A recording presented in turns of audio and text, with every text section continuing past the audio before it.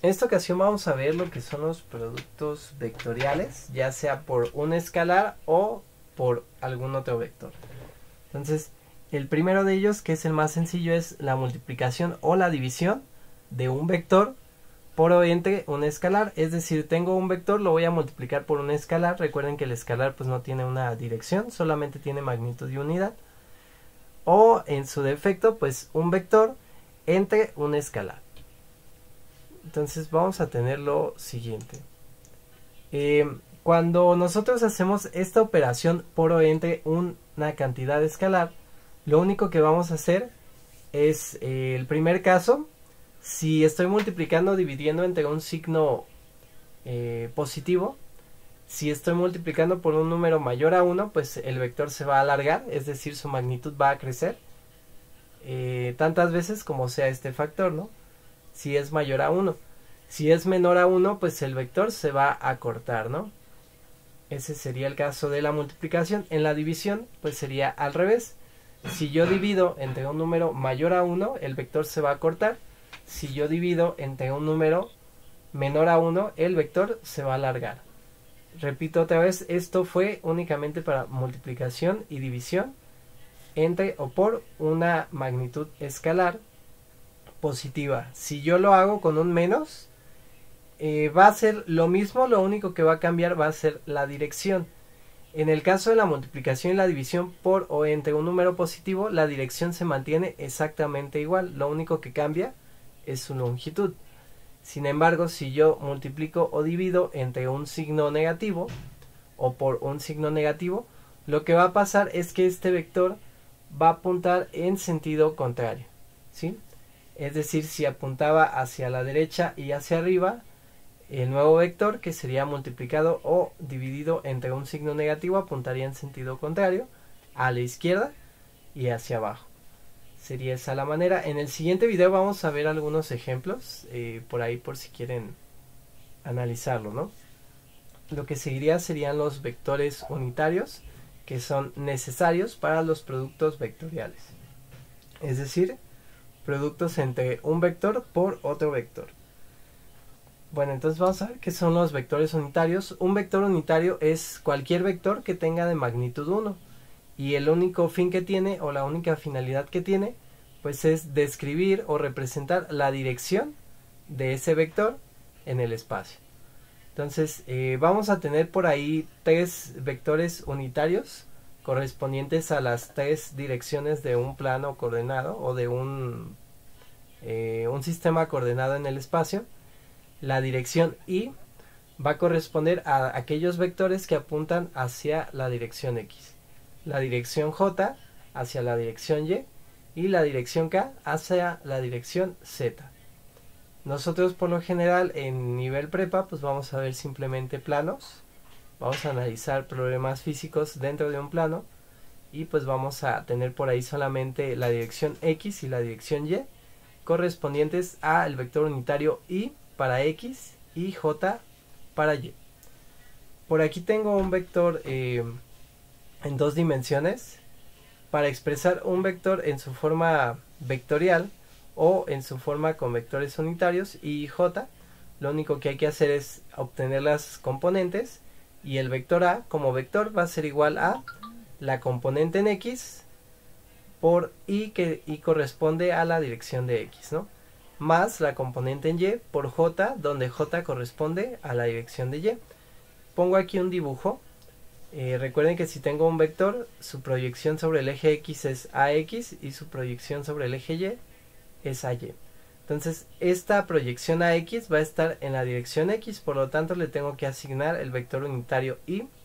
Esta dirección y pues va a apuntar hacia el eje y por lo tanto le tengo que asignar el vector unitario j. Estos dos vectores, repito, son vectores que tienen de magnitud 1 y lo único que nos dicen es hacia dónde se expresa esa cantidad, ¿no? En este caso nos dice que el vector a me muevo ax unidades en la dirección y más ay unidades en la dirección j, es decir, ax unidades sobre el eje x y ay unidades sobre el eje y. Por lo general, estos vectores se usan más para representar vectores en el espacio. Los vectores en un espacio o los vectores en 3 dimensiones, lo único que cambiaría sería que se agrega la dirección del eje Z, que sería esta dirección AZ en K. Recordemos que K corresponde para Z. El eje Z estaría aquí en el origen, saliendo de la pantalla y apuntando hacia ustedes sería positivo. Entrando a la pantalla, pues sería negativo, ¿no? Esa sería la cuestión. Si ustedes usan su mano derecha y cierran sus dedos de X a Y, desde el eje X positivo a Y, y su pulgar apuntaría hacia ustedes, entonces ese sería el eje positivo de Z. Si lo hacen hacia el sentido contrario, pues sería el sentido negativo de Z. Si ustedes giran en sentido antihorario, por lo general es positivo. Si giran en sentido horario, sería negativo. Es decir, si yo me muevo de aquí hacia Y, es sentido antihorario y sería Z positivo y quedaría mi pulgar de mi mano derecha saliendo de este punto, ¿no? Entonces, saliendo de la pantalla y apuntando hacia ustedes estaría el eje Z. Entrando a la pantalla estaría el eje negativo de Z. Para calcular nosotros, además de estos vectores unitarios en el espacio, que sería I para X, J para Y y K para Z, podríamos también calcular un vector unitario de cualquier vector. Ese vector unitario va a apuntar en la misma dirección que su vector, pero su magnitud pues va a ser de 1. Lo único que tenemos que hacer es dividir ese vector entre su magnitud, es decir, el vector A, que era AX en Y, más AY en J, más AZ en K, entre su magnitud A, y me daría este vector unitario en la dirección de A. Yo de esa manera podría encontrar un vector unitario de cualquier vector. Ahora sí, la parte más interesante pues serían los productos vectoriales. Voy a tener dos productos vectoriales diferentes, lo que le llaman producto punto o producto escalar y producto cruz o producto vectorial. El producto punto o producto escalar, como su nombre alterno lo dice, producto escalar, me va a arrojar como resultado una cantidad escalar, es decir, únicamente una magnitud con una unidad, si fuera el caso de que estoy usando unidades, ¿no? Suponiendo que tengo yo dos vectores, el vector A y el vector B, pues cada uno de estos vectores tiene componentes. El vector A, AX en Y, AY en J y AZ en K. El vector B, BX en Y, BY en J y BZ en K. El producto punto se expresa de esta manera, literalmente es el vector A punto, el vector B, y no es más que la magnitud de cualquiera de los dos vectores por la proyección del otro vector sobre ese vector. Es decir, si yo tengo aquí mi vector A y tengo mi vector B, pues tengo la magnitud de A sería la longitud de esta línea. Y lo voy a multiplicar por la proyección o la componente de B sobre A. Entonces la proyección de B sobre A es igual a B por el coseno del ángulo que hay entre ellos. Y sería este, ¿no? Aquí, por ejemplo, entonces sería A por B coseno de phi, que sería esta parte que tenemos aquí. Sería magnitud de A por magnitud de B por el coseno del ángulo que hay entre ellos. Caso contrario, si yo tomo el vector B, pues la magnitud de B es esta línea de aquí a aquí, ¿no? Sin embargo, yo puedo sacar la proyección de A sobre B o la componente de A sobre B. Solamente tengo que formar un triángulo rectángulo por ahí, trazando una línea perpendicular a la dirección de B que pase por el final del punto A. Esa componente o esa proyección sería A por el coseno del ángulo que hay entre ellos. Entonces de igual manera me quedaría la magnitud de B por la magnitud de A por el coseno del ángulo que hay entre ellos. Y sería esta misma ecuación. Entonces para el producto punto no importa si yo multiplico A punto B o B punto A. Sería el mismo resultado. Vuelvo a repetir, el producto punto arroja como resultado una cantidad escalar. ¿Sí? Aquí puse algunos ejemplos. Si multiplicáramos término a término, es decir, si yo pusiera este entre paréntesis por este entre paréntesis, pues multiplicaría este por cada uno de estos tres, este por cada uno de estos tres y este por cada uno de estos tres. Y para reducir los términos, pues tendríamos que aplicar esta definición. Sabemos que I.I sería un ángulo de 0 grados, ya que es el mismo eje. J.J también tendría un ángulo de 0 grados entre J y J, que sería el eje y el eje Y. Y K.K pues también serían 0 grados, ¿no? Recordemos que estos son vectores unitarios, donde su magnitud es 1. Por lo tanto, el producto punto sería 1 por 1 por el coseno de 0. Recordemos que el coseno de 0 grados es 1. Entonces, todos los productos que sean I por I, J por J o K por K nos van a dar 1. Los que sean cualquiera de sus combinaciones, mientras no sean los mismos, va a haber 90 grados entre I y J, entre J y K o entre K y I. Entonces coseno de 90 grados es 0. Por lo cual el producto punto de dos vectores simplemente hay que multiplicar componente en X por la componente en X, más la componente en Y por la componente en Y, más la componente en Z por la componente en Z. Y ese sería el resultado.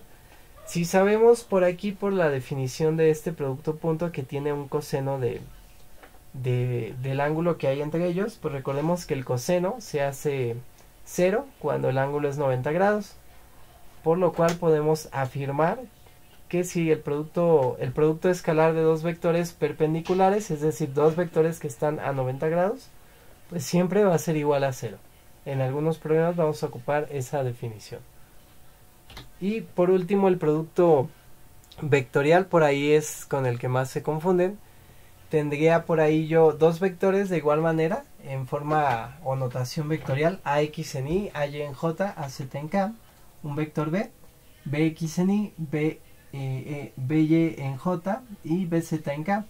Si yo hago este producto cruz o este producto vectorial, sería, o me va a generar, como su nombre alterno lo dice, producto vectorial me va a generar un nuevo vector.